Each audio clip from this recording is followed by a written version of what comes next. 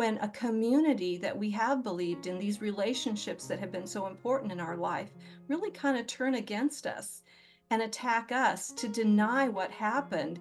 And then to actually say, well, because you're speaking out, because you're angry or revengeful, as some people might want to say, then you are the one that's harming us.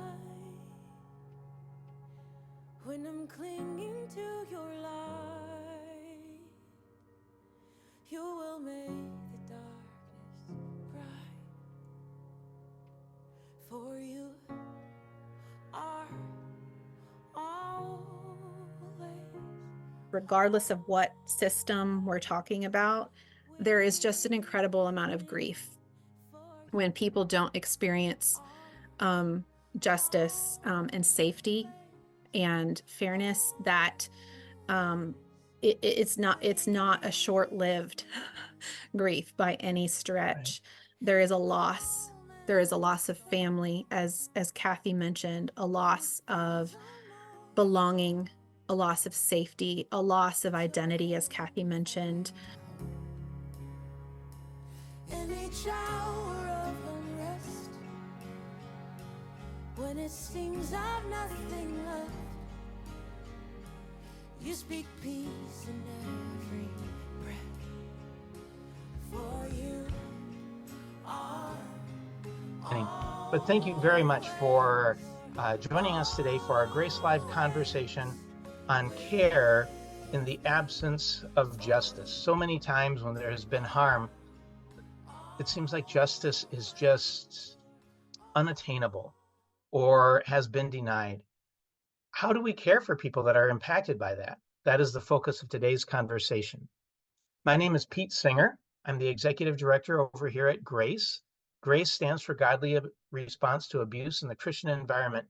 We were established back in 2004 with a mission to help the church better recognize, respond, and prevent abuse across the spectrum, all forms of abuse across the lifespan. Please feel free also to check out resources that we have available. You can access some of those resources by going to our webpage, www.netgrace.org. You can also access all of our past Grace Live conversations, as well as our future Grace Live conversations on our YouTube channel. So please feel free to check out our YouTube channel. Right now, there's nearly 50 videos there with content for training, for just learning more about the intersection of abuse and the church. Today, we are very fortunate, very blessed to have two incredible guests with us, Kathy Weens and Laura Teen. Thank you very much for joining us. Could you please introduce yourselves? Thanks, Pete. Thanks for having us. My name is Laura Teen. I'm a licensed clinical social worker here in the state of South Carolina, working as a trauma therapist with the Julie Valentine Center, which is the Child Advocacy Center and Rape Crisis Center here in Greenville, South Carolina. A member of the Grace Board and been involved in the work of trauma recovery and healing with individuals, families, and groups now for close to 16 years. And I'm Kathy Weens. I'm the Witness Victim Support Coordinator at Grace. And what I do, my position at Grace, is I just listen to and care for and support those who are going through a Grace investigation. I am licensed as a professional counselor, and I'm certified as a trauma recovery coach. And I've also been through a Grace investigation with a church that I formerly attended. And so I understand this on multiple levels. But my role at Grace is not as counselor or coach, but it's as a support person to listen and to care for those who are going through an investigation. All right. Thank you both. It's great to know your backgrounds, and we're really fortunate to have people who know so much about this topic. As we go through our discussion today, please know that the last 10 or 15 minutes of the conversation today will be devoted to taking questions. So if you have any questions as we go through this conversation, please add them to the Q&A We may miss them if they're in the chat, so please add any questions that you would like us to answer to the Q&A. If we are not able to get to all the questions, please know that you can email us at info@netgrace.org. Again, that's info@netgrace.org with any questions that we may not have been able to answer. So please feel free to do that after our conversation today. If you had a question, we were not able to answer it. Well, so as we get going in our conversation, what does care look like in the absence of justice? One of the first questions that comes to my mind, what even is justice? Laura, do you want to tackle that and help us understand what is justice? Sure, I'm going to do my best. I think when we think of justice, there are specific technical terms that we can talk about, just very broad definitions. But I think when we're talking about with justice, honestly, that term can mean something different to different people when they talk about pursuing justice or wanting justice, because there's the justice, the process of going through a system set up in our country here. We're in the US, the justice system that we have and the various systems that are in place to try to bring about a result of accountability and fairness. And then there are also systems or lack of systems in faith communities and churches for that same thing. But I'm actually curious what some of our attendees today are thinking about when we say the word justice. When you hear that term, when you think about what you're looking for when you're looking for justice, what does that mean? What does that mean to you? I'd love if anyone is interested in just kind of maybe answering in the chat, a 1 or 2 word answer, maybe even a few words, just briefly, what is justice? When we say that, when we hear that, what do we mean? What do we think others are meaning by that? And I'll just take a minute to let folks respond.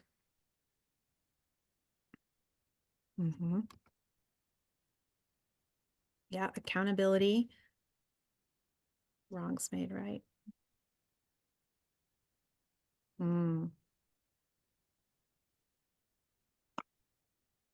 So addressing harm in a transparent way, to be heard.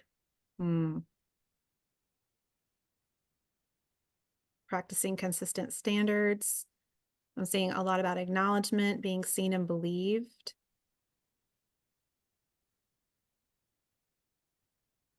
Restoring reputation. When right wins. Restitution.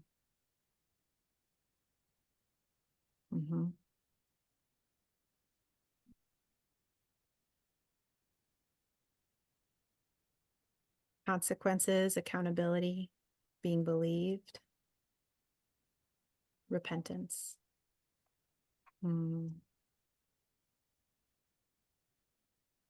Yeah. So as we can see from the chat, and for those, I hope those of you that are using this or viewing this are able to see kind of some of those responses yourself. Justice sounds like being heard and acknowledged and believed. Justice sounds like, to some of us, accountability and consequences and repentance. For some, it has a connotation of restoration, of being able to have a restored life as a result, truth telling and truth receiving. Yeah. So as we see that pursuing justice or hearing about others pursuing justice can mean something different from person to person, but overall really in line with a more generalized definition of, the process or result of giving each person what they deserve, right? The process or result of laws that judge and punish, that are there in the systems available to us. But what's also important is that sometimes even outside of systems, there's a sense of fairness and deserving, right? That comes when someone has been harmed. And so what is due to the person who has been harmed and what is due to the person who has done the harming? And oftentimes, unfortunately, what we see in both faith communities, but also in our criminal justice system is, often we don't see that happening, right? For a variety of reasons. And I think one of the most difficult things about a lack of justice is that sense of what should happen hasn't happened. And as folks grapple with that, as they try to figure out what moving forward and healing looks like, the absence of justice is a very challenging component of that for a lot of survivors, for a lot of people who have been harmed in a variety of means, right? So I think it's important to acknowledge that maybe even in a faith community setting, it's important for us to understand not just this kind of like broader clinical definition of what justice is, but what is the person who's been harmed looking for? It's very And personal. yeah, it is. And sometimes what they're looking for um, may feel impossible to offer them.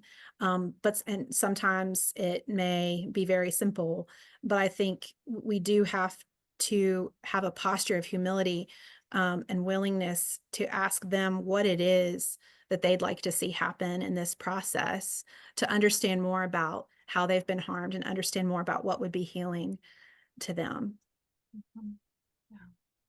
So the person actually gets to define part of their own justice. They don't have to go with somebody else's definition of justice. You get to an extent anyway, say what you feel justice is.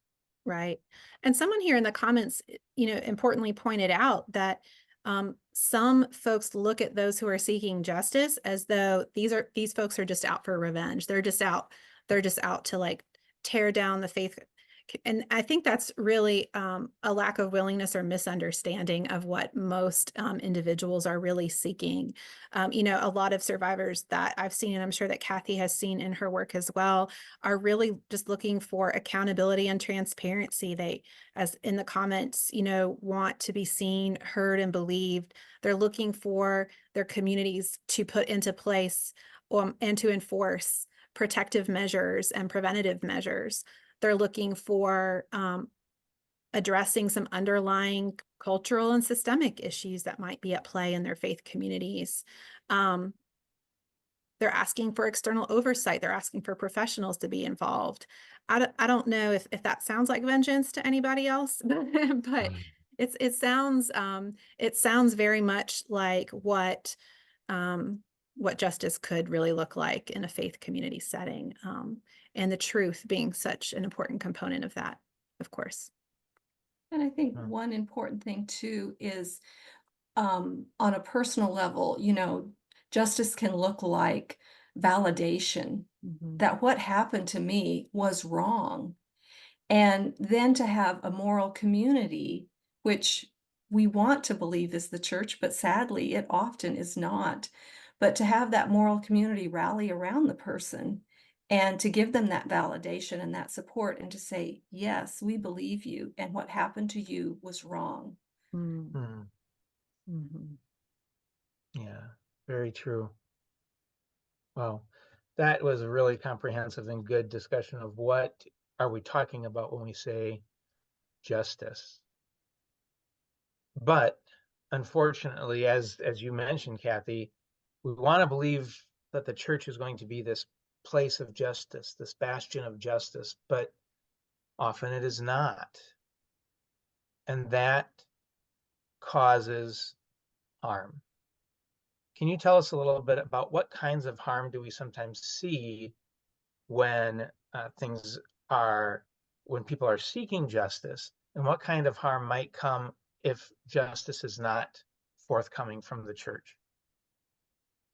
Well, and I'm coming to this from my practice of working with clients, especially grace clients, and also from my own personal experience. And so there are many harms that people experience when the church does not act justly and is not that moral community for people. And I'm just going to highlight three that I see most often in working with clients, but also that has also impacted my own life. And so the first one that I think, really happens to almost everyone, almost all of the clients that I work with have this on some level, but it's loss of relationships. And, relationships are so important, and how harmed we are when we lose relationships that we had believed in and we had thought were loving, caring, trustworthy relationships, but those are lost. And so that just has such a deep impact on us. I'm sorry, I have some notes here, so I'm going to kind of look at those too. And one of the things that I talk to people about is, and part of my work is to educate people too. So I offer support, but I also offer education.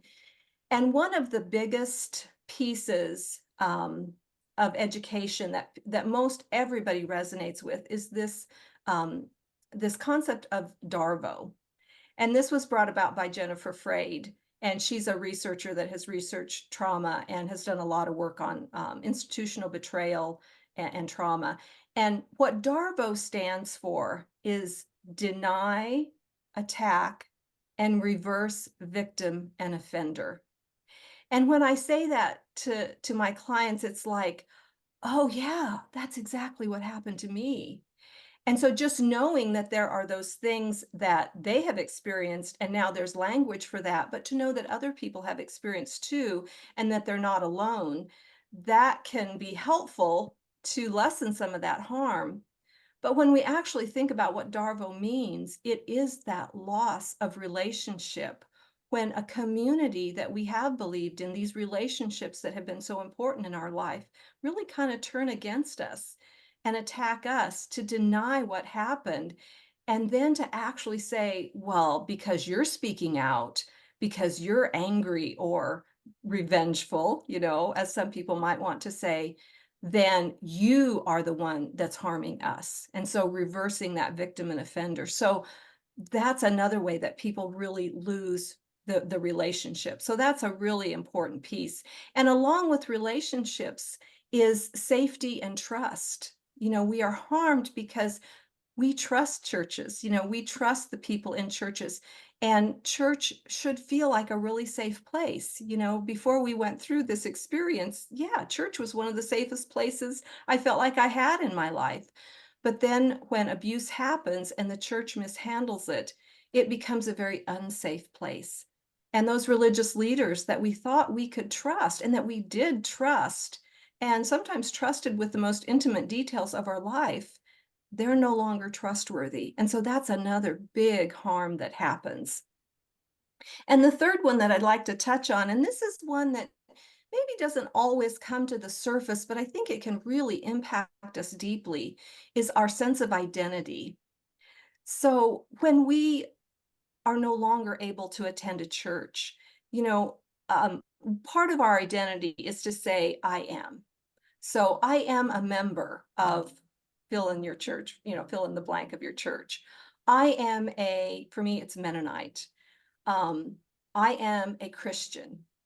But what happens when the church harms us and we're no longer able to say, I am a member of this certain church? Mm, For me, I'm grappling with, am I still a Mennonite? That's huge for me. That's a powerful part of my identity.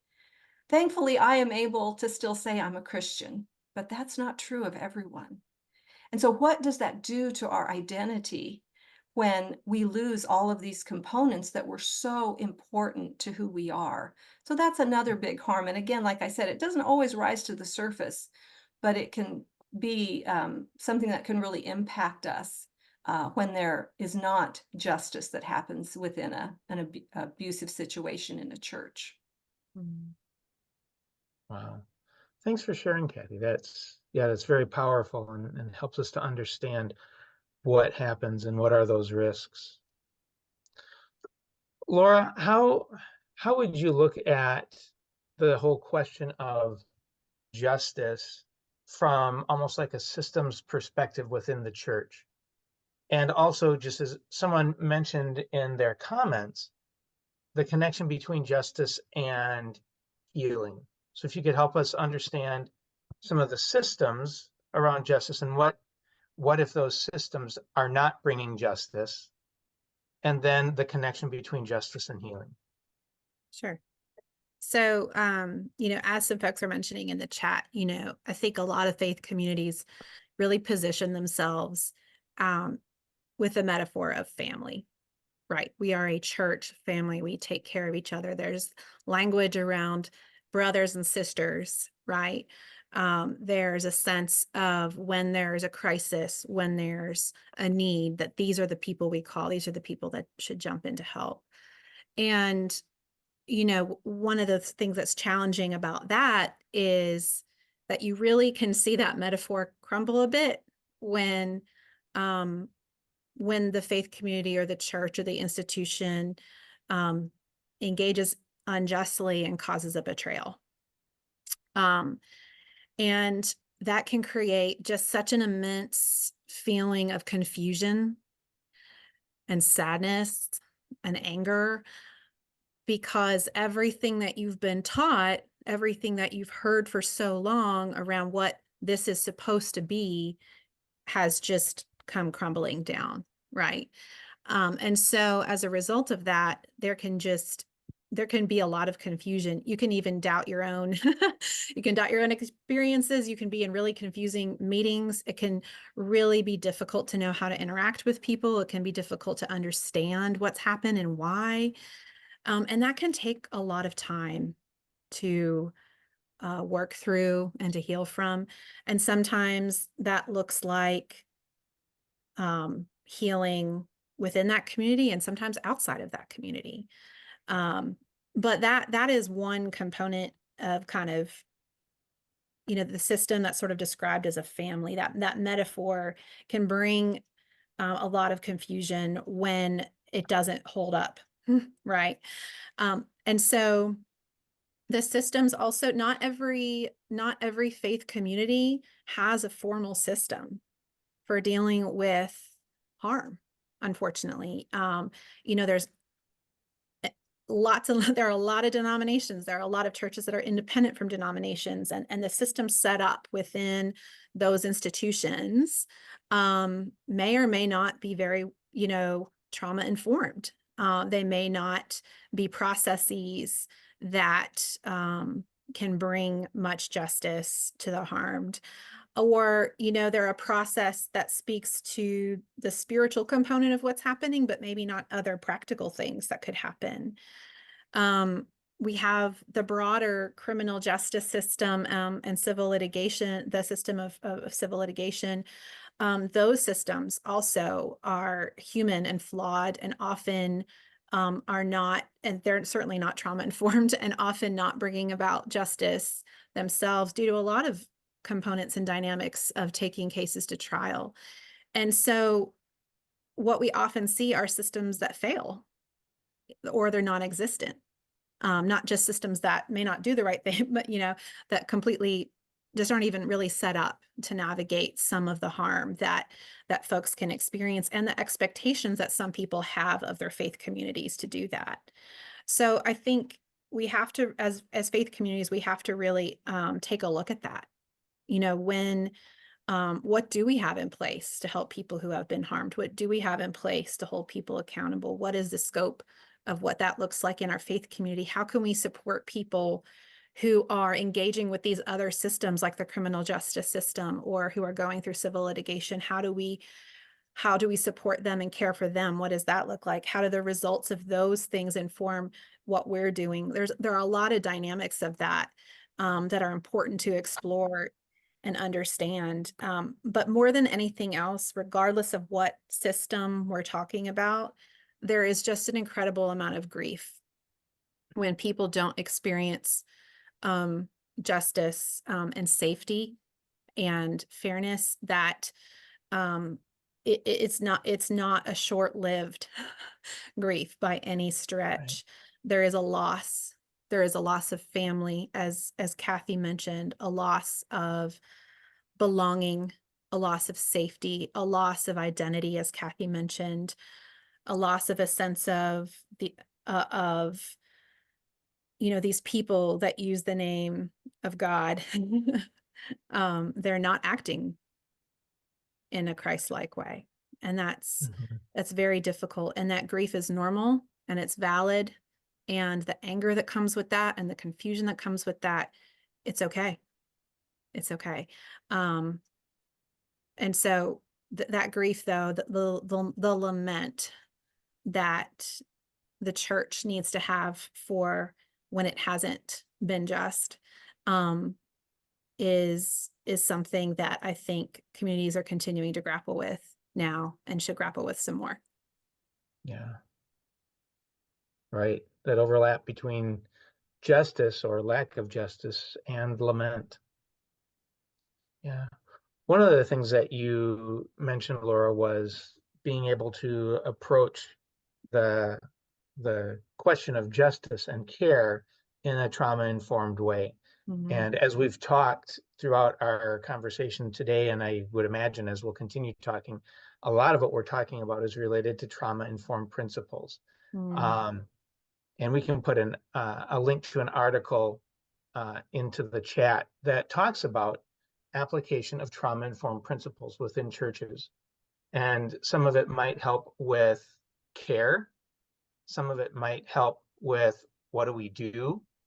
Some of it might help with, as you were talking about, Laura, the importance of prevention, not waiting till it's a crisis, but doing the work ahead of time that's needed so that the church can actually facilitate justice because they've thought through what that looks like. Yeah. I think also, and Kathy, I think you can speak to this as well from your work, that a lot of the folks that I see in my office and that I've talked with over the years, that they experienced a trauma or a traumatic event. And their experience of that and the long-term effects of that were only further amplified by the response of their faith community. And so I think that should inform us in understanding that the way that our faith communities respond, and I think this is probably said in every single Grace Life conversation, the way that faith communities, this is why grace is even a thing, right? The way that our faith communities respond it's an opportunity to cause further harm or to support healing. And the systems often in place, unfortunately, don't, but that doesn't mean we can't do differently. Yeah. Hope. Somebody talked about the intersection of justice and hope, and that is it right there. We can do better. We can do this. Justice and hope. Well, so we've got this understanding of justice. We've laid out kind of the types of harm that might happen and what that might look like, and how a church that maybe is not moving towards justice may impact a person, and how other systems that are not moving towards justice may impact a person. And then it comes down to the big question, how do you care for somebody where justice seems to be running away and just is unable to be found? Kathy, what are some of your thoughts? How do we care for a person when justice just doesn't seem to be there? Well, I'll come to this from two ways. So how does a person who is walking along with someone do this? And how do we do it for ourselves as the person who has experienced the harm? And I think one thing that's important, I was trying to remember something here that Laura had said at the beginning. Oh, I know that justice looks different for everyone, when we explain what justice is. And so I think an important thing is to ask the person, and they may not be able to tell you right away, but to just ask them, what do you need from me? What, and maybe don't put it in these terms, but what does justice look like for you? How can I help you? What can I give to you? Um, and I think too, part of that, if if they're not able to answer that, and even if they are, to just to validate what the person is going through, because that validation is so important. To walk along beside them, to listen and to care and to support. And the walking along beside them is so important because we're not leading this journey. We can be part of the journey, but it is the person's journey, and we need to let them lead that journey. And we are simply there as a friend that really cares and wants to validate them and to listen. And that might take a big toll because sometimes we need to talk about this for a long time. I know in my situation, my husband and I, thankfully we had each other to talk to, but we had to talk about it every single day for over a year. And Mhm. it just takes a lot of processing. And so to be able to be there and be that friend that can listen and continue to listen. And part of that is to take care of yourself as you're doing that, so that you have the sustainability to do that for the person. Some other things I would say, and this goes back a little bit to that revenge piece. You know, what we need to be able to sit with a person's anger. In Mhm. our society, and especially churches, they want to shame us for being angry. But the reality is, anger is a very appropriate response to this type of injustice that harms individuals so deeply. So let the person know it's okay to be angry. Don't be afraid of their anger.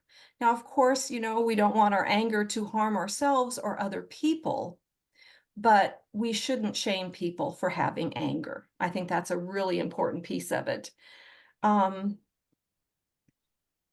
sorry, I'm just looking here at my notes. So for the person that's going through it, I talked about the person that's being the support, but the person that's going through it, we also need to take care of ourselves. Because one thing I tell almost every client is this is a storm that you're going through. Let's look at the example of a storm. If you were in a tornado or a hurricane, you're not going to be off doing a lot of other things. You're going to be doing what you need to do to take care of yourself. And when this type of thing happens, the abuse, the betrayal happens within a church, this is an extended storm. And so you really need to do whatever you can do to take care of yourself. That is not selfish. That's self-sustaining. And so those self-care things, there are the basic things like getting enough sleep. And sometimes that can be really difficult when you're going through this kind of a situation. But remembering to eat well, to exercise, to drink water, all of those things. But also to think about what are things that you enjoy doing. Just to do those things. Again, that is not selfish. That's a way to take care of yourself. Do you like being creative? Take time to be creative. Spend time outside gardening, whatever it is that brings you joy. Do those things because there's so much negative that's happening at the same time. So you need to balance that out. And to trust yourself. Again, it's not being selfish, but it's trusting yourself that what you feel is right for you to do is right for you to do. So I think that's an important piece of it too. Mhm. And to educate yourself, I talked about Darvo a little bit, and this is true for the person that's helping someone going through this, and it's also true for the person going through it. To educate yourself on different aspects of this. So Darvo is one, and there are many different things. Abuse of power is a huge one. So to think about the leaders are abusing their power. This is abuse of power. We may think, oh, there was sexual abuse, there was psychological abuse going on, but ultimately there's abuse of power that's happening. And so educate yourself on those things. Another thing that goes along with relationships is it's important for you to seek out support. When we're in trauma, it can be very easy to isolate. but we need to try and seek out support. And one thing that was very helpful for me, and I tell many of the clients that I work with, this model. And so what I call it the circles of support. But what it is you have a small circle in the middle. And for me, that's me and God. That's what I know will never change. It may be different for other people, but put whatever is in that inner circle that you know you will always be able to count on. And then you make a circle around that. And those are the people that you know will always be there. If you need to pick up the phone, if you're having a bad day, you can call those people. And then the next circle is people that care about you, that you know you can talk to about this, but maybe they're not as helpful and supportive as that second circle. So there's a less supportive circle maybe. And then the fourth circle is people that still love you and care about you, but they don't get this. And sometimes it's easy to shut those people out, but to recognize, no, I know they still care about me, but I can't go to them and talk to them about this. But not deny that they still care about you. And another important piece of these circles is that except for that inner circle, people will move in and out of those circles. And that's okay. That doesn't mean they don't care about you anymore. But that helped me so much when I first did it, and I've done it many times, because what I recognized when I felt so alone and so abandoned, I realized, no, I have 17 people in my life that really care about me, that I can reach out to for support. And so just that visual was so helpful for me. So reaching out, finding safe people that you can talk to is really important, a really important way to take care of yourself.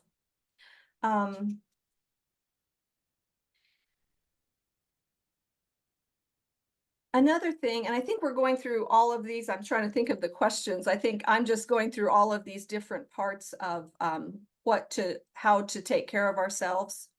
Right, Pete? This is so Yeah. I'll just keep going through Yeah. all And of what does these. it look like? Short term, long term? Yeah, the grieving piece of it. Yeah. And Laura, you talked a little bit about that this is just tremendous grief. And so recognize that we're going through a grieving process. And, almost every client I work with, again, everyone's situation is different, but this is just a huge grieving process. And it's a different kind of grieving because, society knows how to handle the grief of if someone dies, if a loved one dies. If someone has a major illness or has been in a car accident where they have, a long-term rehab, society knows how to deal with and support those kinds of things.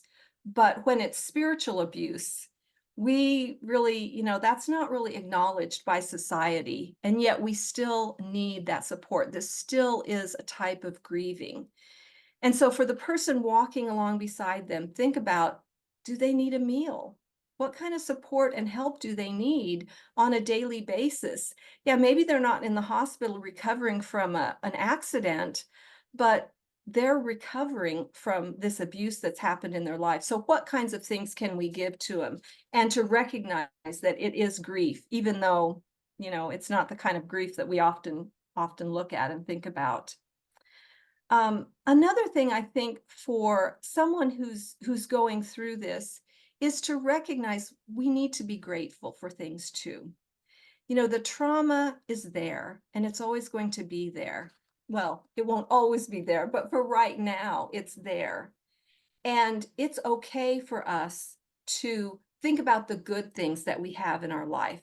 That's not a spiritual bypass. That's another term to educate yourself on, is spiritual bypass, where we just kind of gloss over things and say, oh, everything's fine. We're not doing that. We can still recognize the harm that has happened to us, but we also need to think about the good things that we still have in our life. So that's an important thing too.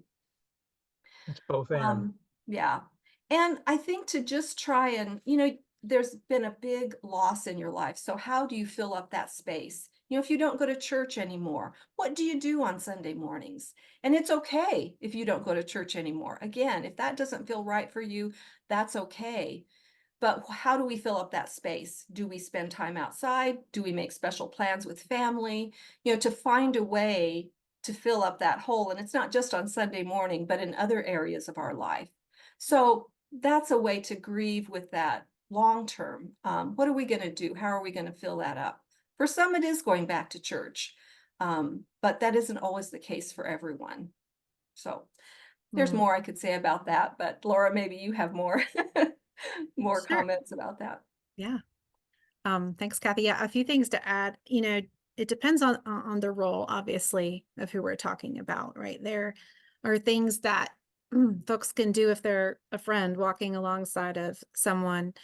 There are things that pastors and spiritual leaders and faith leaders can do. There are things that we can do for ourselves. So I like how you kind of delineated that there, depending on what we're talking about. I think, again, just agreeing with you that an appropriate response to injustice is anger, not just for the person who was harmed, but to the people around them. To be angry with people who are angry, if that's how you're feeling, that's okay. If you're a pastor, finding out about something that happened to a congregant, being angry is appropriate. And that's okay. And normalizing that from the pulpit, I think, is important for people to hear, for Yeah. people to know. Mhm. Talking about just some really practical things as well, similar to how people grieve other kinds of losses. You talked a little bit about meals, but just acknowledging, points of grief and pain, long term, maybe, whether the person was harmed in their faith community or the response of their faith community was not helpful. Sometimes as we see things that come out on the news or things that become really public knowledge elsewhere, those things can bring up pain for the people that you're supporting. It can bring up pain for yourself. Maybe reaching out to someone saying, hey, I know that there's a lot about this in the news right now. I just wanted to check on you because I know that you've had experiences in the past that this might just be a painful reminder. And I just wanted you to know that I was thinking about you. And, if you want to talk about it, we can.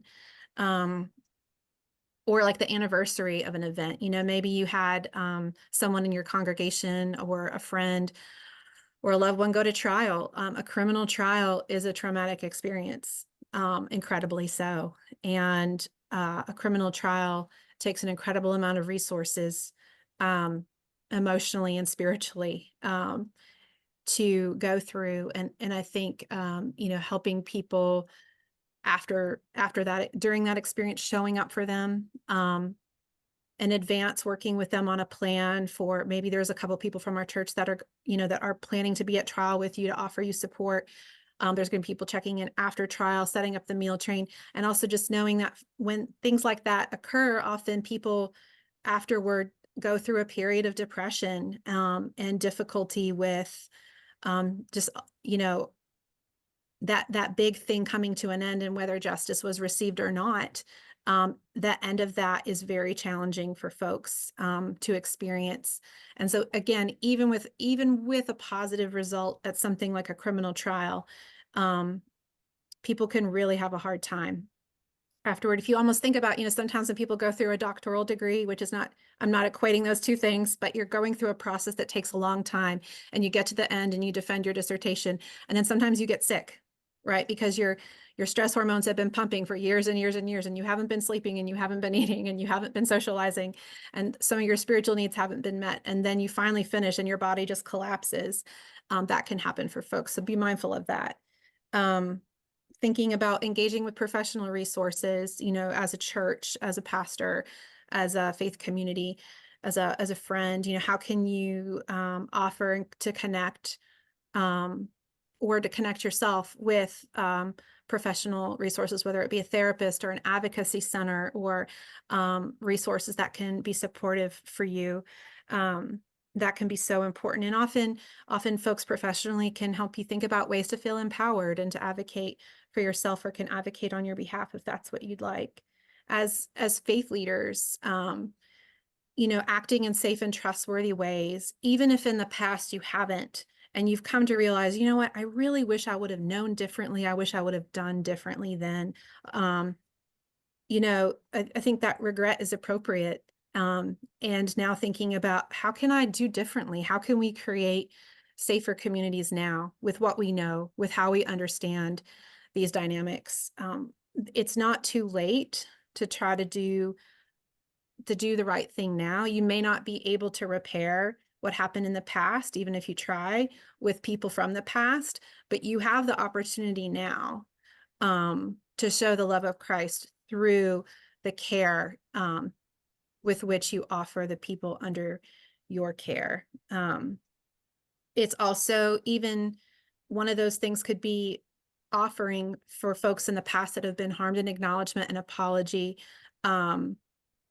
That's, I'm not saying in any way that that's going to necessarily be something that they're going to respond to in a way that you would like, but it can again demonstrate what safety and trustworthiness can look like. So I want to offer that as well. And then I think just in general, understanding for everyone, grief is long-term, right? It's not something we just quote unquote get over and move on. We can heal, but the loss that we've experienced will always be a loss. And so we will always feel that at some level, right? It might take different shapes and forms and intensity over time, but that will look very differently.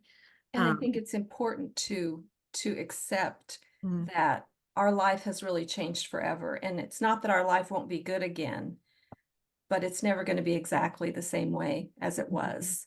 Mhm. Because oftentimes when you've seen how a church can harm people, it's really, you can't unsee that. You can't get back that total safety and trust in a church. So yeah, accepting that my life is different now. Mhm. Absolutely. I don't know if anyone is familiar with Mark Bartel. He's a chaplain, and he talks a lot about what the spiritual needs of individuals are and what spiritual suffering looks like. And so the 5 spiritual needs of a person are love, faith, hope, virtue, and beauty. Love, faith, hope, virtue, and beauty. And so if you are a person who is navigating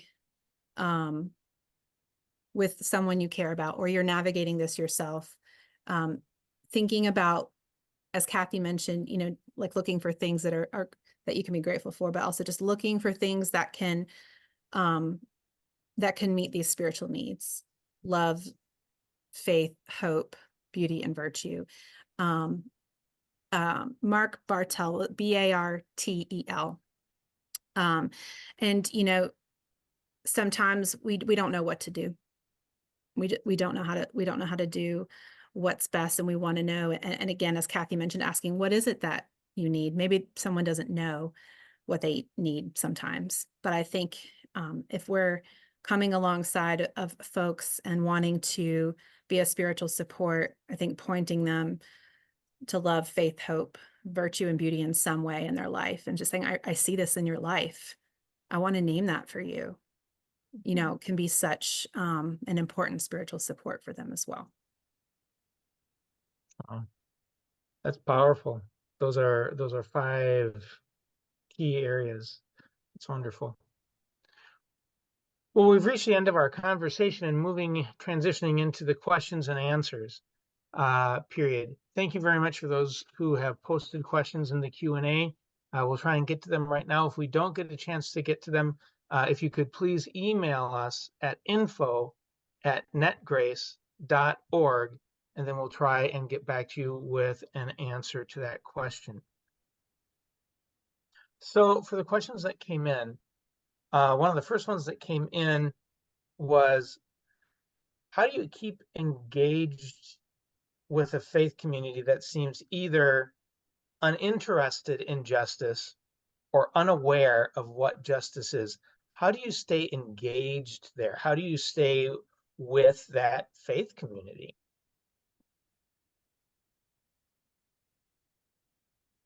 Well, I think it's important, if you are able to continue to speak your truth, to not deny what your truth is, if you feel like things are not being handled appropriately. So again, it's trusting yourself and doing the things that you feel are right and appropriate to do, or talking to the leaders about those things. Mhm. Yeah.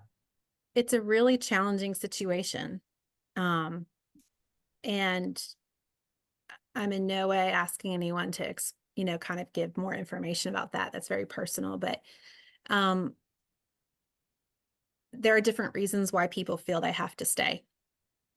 And I think it's okay to acknowledge that what one person might do in a particular situation may not be the best thing for another person, right? But also evaluating truly what are the reasons why I feel like I have to stay here.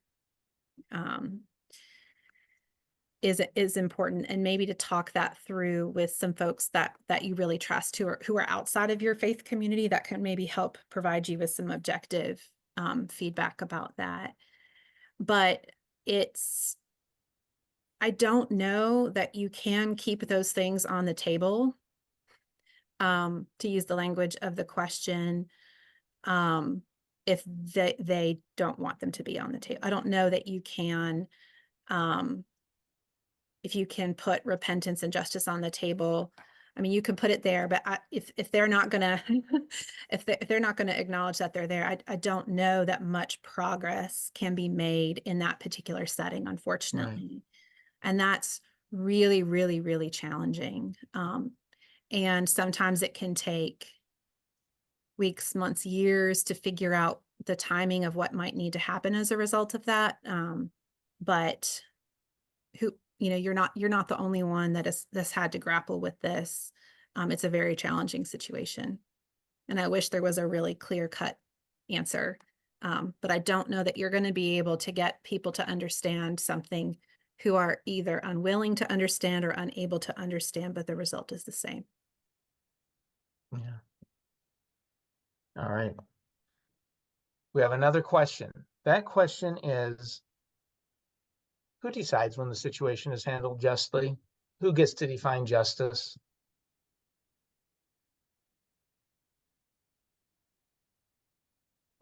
I think it's the person that's been harmed.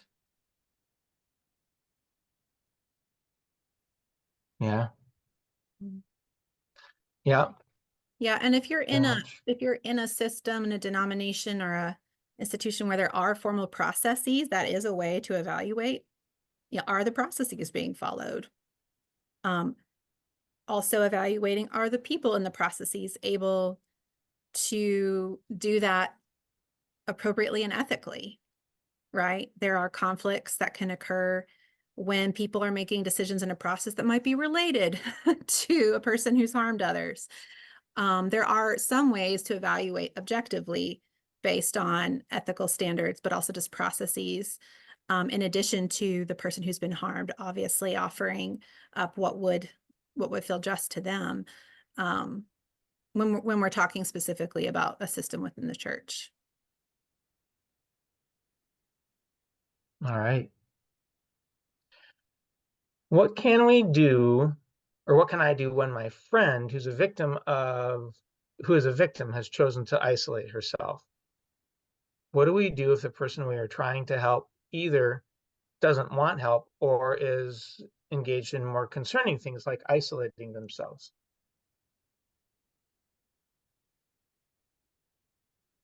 I think you can try to keep checking in. But again, it's their journey. I mean, that's really difficult because, you love and care for someone and you want to help them. But you can't do it for them. It's their journey. And so just to try and be there as much as you can. Laura, you probably have some good insight to that. Mm-hmm. Yeah, I mean, I think showing up is so important, and that can look differently from person to person. But really letting them lead the way on what it is that they need. You can say, if you need someone to drive you to your counseling appointment, or would it be okay if I just dropped a meal off on your doorstep? And when is a good time to do that, right? There are ways that you can show, even if you can't spend a lot of face-to-face time with them, because right now they're not in a place where they feel they can do that. But there are ways that we can still care for them tangibly, and offers, and just letting them know that we're there for them no matter what. And sometimes people feel if their church has betrayed them, their community has harmed them, like eventually everyone's just going to reject me and abandon me and leave me. And so being there anyway, even in these small ways, can make a significant difference. All right, great. Well, thank you very much. We've reached the end of our question and answer time, and there are a lot of unanswered questions that are still in that Q&A. So if you could please be sure, as soon as you get a chance, to email us those questions at info@netgrace.org. Again, that's info@netgrace.org, and we can try and answer those questions and get back to you. Well, if you've joined us today, then there is probably a part of you that is interested in helping people who just seem to not have justice coming their way. Today, we talked a lot about how to care for that person, how to care for a person when justice seems absent in their life. Next month, we'll be talking about what actions can we take when there doesn't seem to be any justice. We'll have a very special guest. Wade Mullen will be joining us next week to talk about what do I do? How can I act?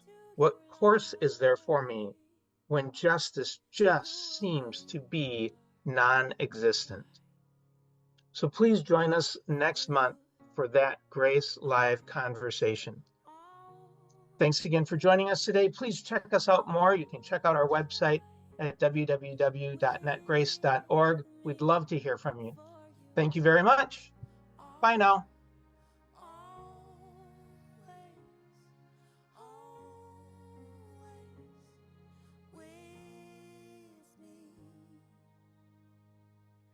In the calm and in the storm, when it feels I'm all alone, it's your hand if I don't. Any child